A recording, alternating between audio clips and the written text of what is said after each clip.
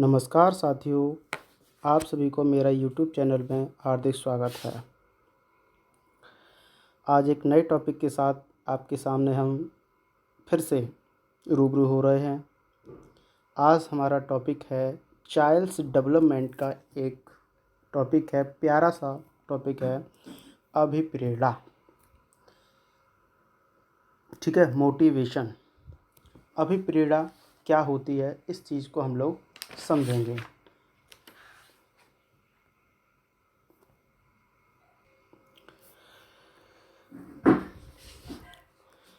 अभिप्रेरणा को हम मोटिवेशन कहते हैं। इस शब्द की उत्पत्ति लैटिन भाषा के मोटम शब्द से हुई है, जिसका अर्थ या जिसका तात्पर्य होता है मूव करना या फिर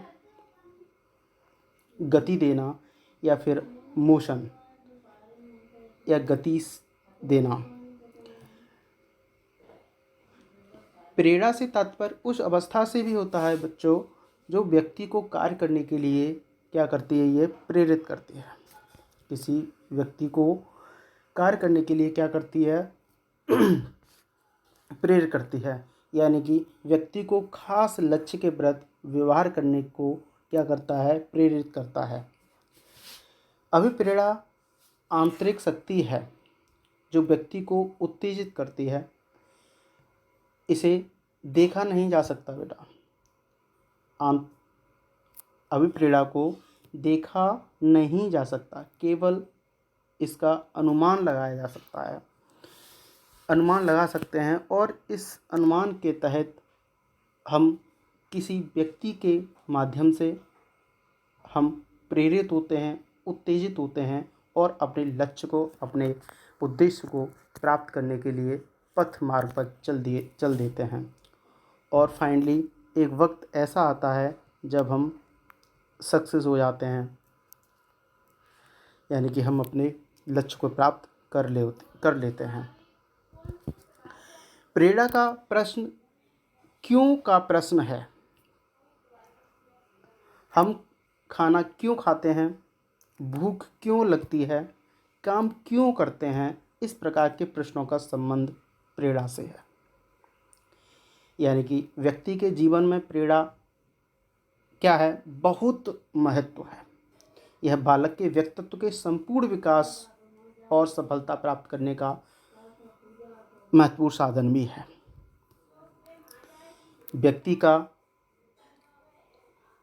व्यक्ति द्वारा किए गए सभी कार्यों में आंतरिक और बाह्य कारक उत्तरदायी होते हैं। इन कारकों को हम बेटा क्या कहते हैं, उद्दीपन कहते हैं। इस प्रेरक के अभाव में बालक में रुचि अथवा गति पैदा होना असंभव है। यानी कि हम अगर किसी व्यक्ति के माध्यम से, कोई व्यक्ति हमें प्रेरित कर रहा है, मोटिवेट कर रहा है और हम मोटिवेट नहीं हो पा रहे हैं, तो हम अपने लक्ष्य को प्राप्त नहीं कर सकते। ठीक है दोस्तों, तो एक बच्चा विद्यालय में जाता है पढ़ने और उसे शिक्षक पढ़ाते हैं, टीचर उसे पढ़ाते हैं। पढ़ाने से पहले उसका जो पाठ्यक्रम होता है, उसका जो सिलेबस होता है, उस सिलेबस को वो समझाते हुए उसको आगे उसे प्रेरित करते हैं, उसे मोटिवेट करते हैं कि बेटा पहले इस सिलेबस को कंप्लीट करिए, इस सिलेबस को पढ़िए, आप इस सिलेबस के अकॉर्डिंग आप धीमे धीमे स्टेप बाय स्टेप आगे बढ़िए। और वह फाइनली उस सिलेबस को पढ़ता है और अपने लक्ष्य को, अपने टारगेट को अचीव कर लेता है, उसको प्राप्त कर लेता है। चलिए समझ लेते हैं अभिप्रेरणा क्या होती है। समझ गए होंगे आप, जैसा मैंने आपको बताया अभी, आप थोड़ा बहुत अभिप्रेरणा के बारे में समझ गए होंगे। चलिए और समझ लेते हैं कि अभिप्रेरणा वह प्रेरक शक्ति है जो हमें किसी कार्य को करने के लिए मजबूर करती है। यानी कि अभिप्रेरणा वह शक्ति है जो हमें कार्य को करने के लिए क्या कर रही है, मजबूर कर रही है।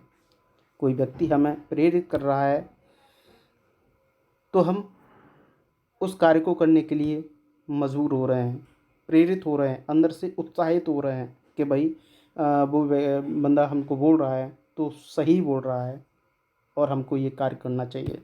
यानी अंदर से मोटिवेट हो रहे हैं, अंदर से मजबूर हो रहे हैं और उस कार्य को कर लेते हैं। इसके लिए जो शब्द अंग्रेजी भाषा में उपयोग में लाया जाता है उसे निम्न प्रकार समझ सकते हैं। यानी कि मोटिवेशन लैटिन भाषा के मोटम से बना है, जिसका अर्थ होता है टू मूव, गति या धक्का देना। चलिए अब कुछ परिभाषाएं समझ लेते हैं इसकी, कुछ परिभाषाएं समझ लेते हैं।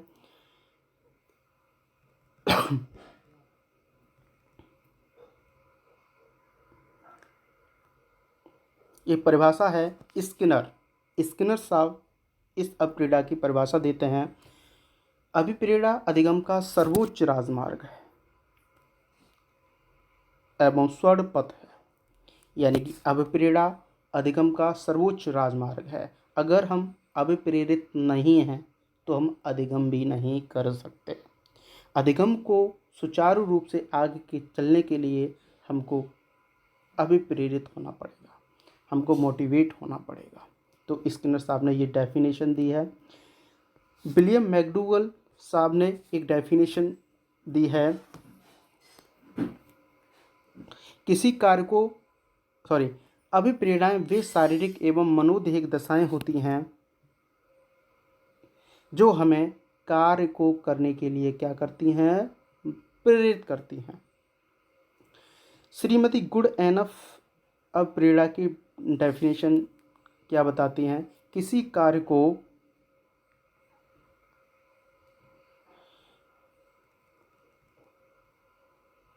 कार्य को आरंभ करने, जारी रखने व नियमित बनाने की प्रक्रिया ही अभिप्रेरणा है। वुडवर्थ के अनुसार, अब वुडवर्थ क्या कहते हैं, वुडवर्थ कहते हैं अभिप्रेरणा व्यक्ति की वह दशा है जो किसी निश्चित उद्देश्य की पूर्ति के लिए निश्चित व्यवहार को स्पष्ट करती है। समझ गए होंगे आप लोग। According to Woodworth, a motivate is a state of the individual which disposes him for certain behavior and for seeking goals. Guilford के अनुसार, गिलफोर्ड अभिप्रेरणा की परिभाषाएं क्या बताते हैं। गिलफोर्ड कहते हैं कि अभिप्रेरणा कोई विशेष आंतरिक कारक या दशा है जिसमें क्रिया को आरंभ करने एवं बनाए रखने की प्रवृत्ति होती है। ये गिलफोर्ड कहते हैं। गुड क्या कहते हैं, गुड साहब क्या कहते हैं कि अभिप्रेरणा क्रिया को प्रारंभ करने, जारी रखने तथा नियमित करने की प्रक्रिया है। According to Good, motivation is the process of arousing, sustaining and regulating activities। अनेक हमने परिभाषाएं आपको बताई। इन परिभाषाओं से स्पष्ट यह होता है कि कोई भी कार्य करने के लिए हमें कुछ बाह्य या आंतरिक शक्तियां प्रेरित करती हैं। क्या करती हैं, बाह्य आंतरिक शक्तियां प्रेरित करती हैं और हम किसी कार्य को कर लेते हैं। ये शक्तियां ही अभिप्रेरणाएं हैं। सिंपल भाषा में ये शक्तियां ही क्या हैं, अभिप्रेरणाएं हैं। प्रेरक,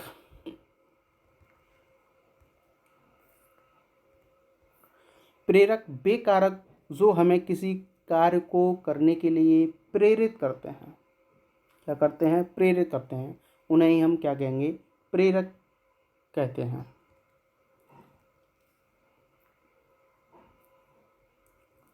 चलिए आगे देखते हैं प्रेरक के प्रकार। प्रेरक के प्रकार, मुख्य रूप से प्रेरक दो प्रकार के होते हैं। एक होता है आंतरिक प्रेरक, दूसरा होता है बाह्य प्रेरक। आंतरिक प्रेरक वे प्रेरक जो हमें शरीर से उत्पन्न होते हैं। वे प्रेरक जो हमारे शरीर से उत्पन्न होते हैं उन्हें हम क्या कहेंगे, उन्हें हम आंतरिक प्रेरक कहेंगे। जैसे भूख लगना, प्यास लगना, नींद का आना, काम, शम्बी आदि क्या हैं, आंतरिक प्रेरक हैं। यानी अंदर से ये हमको प्रेरित कर रहे हैं। इन प्रेरकों से व्यक्ति निश्चित रूप से कार्य करता है। क्या करता है, निश्चित रूप से कार्य करता है। इसलिए ये इन्हें हम सकारात्मक प्रेरक भी कहेंगे। यानी भूख लगेगी तो हम अंदर से क्या होंगे, उत्प्रेरित होंगे, उत्तेजित होंगे, और हम खाना खाने के लिए रोटी को इधर उधर रोटी प्राप्त करने के लिए इधर उधर किचन में जाएंगे, ढूंढेंगे, मम्मी कहाँ है रोटी, रोटी दीजिए मुझे भूख लगी है। यानी हम आंतरिक प्रेरक, हम अंदर से प्रेरित हो रहे हैं।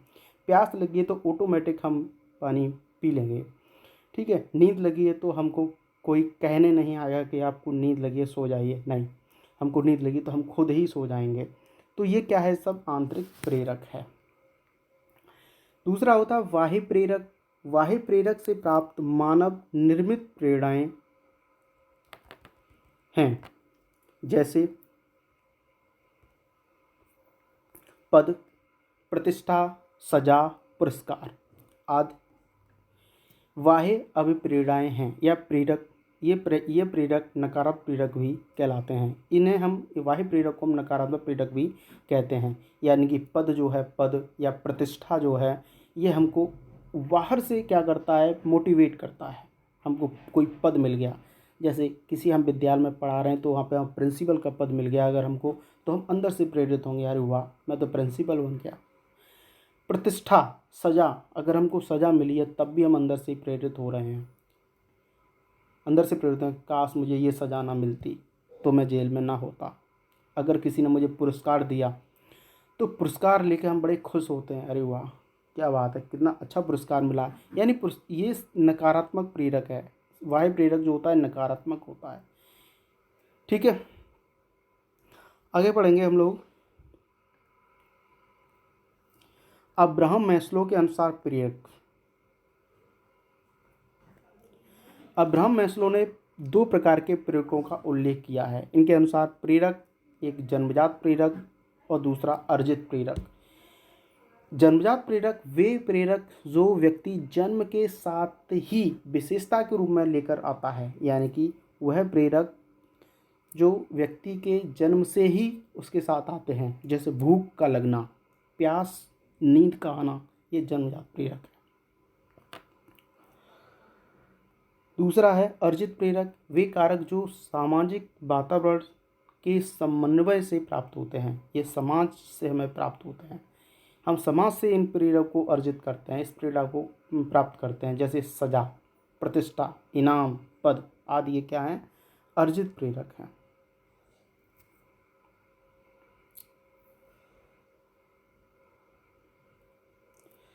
चलिए आगे बढ़ते हैं।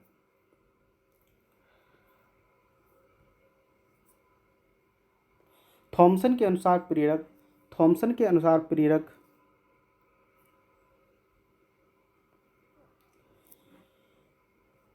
होता है स्वाभाविक प्रेरक। वे प्रेरक जो व्यक्ति में उसके स्वभाव से संबंधित होते हैं तथा व्यक्तिगत होते हैं, जैसे खाना खाना, पीना, सोना, मनोरंजन, खेलना, हास्य, ये सब क्या है, स्वाभाविक है, हमारे हमारे स्वाभाविक है कि हम खेलेंगे, हम स्वाभाविक हैं कि हमें को सोना ही सोना है, हम मनोरंजन करना है हमको, ये स्वाभाविक प्रेरक है।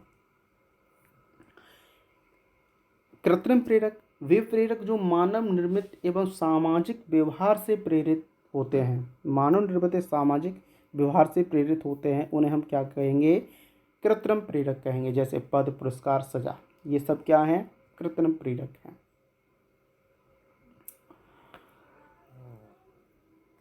गैरेट के अनुसार प्रेरक दैहिक प्रेरक। गैरेट के अनुसार प्रेरक दैहिक प्रेरक। दोस्तों आपको मेरी वीडियो अगर पसंद आई हो तो मेरे चैनल को सब्सक्राइब करें, लाइक करें और शेयर भी करें। मैं आपके लिए बहुत मेहनत कर रहा हूं दोस्तों, और मेरे चैनल को सब्सक्राइब करिए, आगे बढ़ाइए, सपोर्ट करिए मुझे। चलिए, गैरेट के अनुसार